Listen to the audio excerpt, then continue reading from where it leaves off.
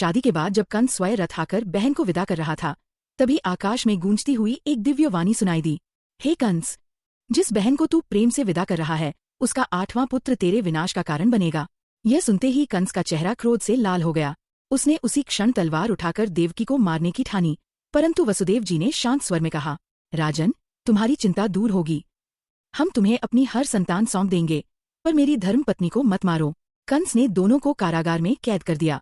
समय बीतता गया, एक एक करके 6 पुत्र हुए और कंस ने उन्हें निर्दयता से मार डाला। 7वीं संतान को भगवान की माया ने रोहिणी माता के गर्भ में पहुंचा दिया।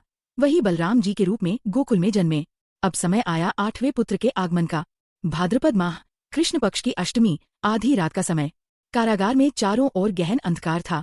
तभी अचानक एक अद्भुत प्रकाश फैल गया और वसुदेव देवकी ने देखा, उनके सम्मुख स्वयं भगवान विष्णु का 4 भुजा रूप खड़ा है, शंख, चक्र, गदा और पद्म धारण किए हुए। भगवान ने कहा, माता, पिता, मैं तुम्हारा पुत्र बनकर आया हूँ। अब मेरा यह दिव्य रूप त्याग कर एक साधारण शिशु का रूप ले लूंगा। तुम मुझे तुरंत गोकुल ले जाकर नंद बाबा और यशोदा माता के पास पहुंचा दो। जैसे ही भगवान ने बालक का रूप लिया, चमत्कार होने लगे। कारागार के सभी द्वार अपने आप खुल गए, पहरेदार गहरी नींद में सो गए और यमुना जी का जल मार्ग देने के लिए अलग हो गया। वसुदेव जी ने कृष्ण को टोकरी में रखा और रात के अंधेरे में यमुना पार करके गोकुल पहुंचे। वहां नंद भवन में माता यशोदा को भी एक संतान उत्पन्न हुई थी, एक कन्या। वसुदेव जी ने कृष्ण को उनकी शैया पर सुलाया और कन्या को लेकर वापस मथुरा आ गए। सुबह होते ही कंस को सूचना मिली।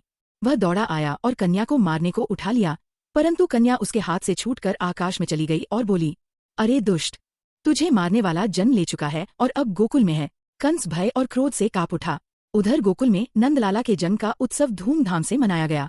ढोलन गाड़े बजे, बांसुरियां बजी और ब्रज की गलियां नंद के आनंद भयो, जय कन्हैया लाल की के जयकारों से गूंज उठीं। इस प्रकार धरती पर धर्म की स्थापना और अधर्म के विनाश के लिए श्री कृष्ण का अवतरण हुआ।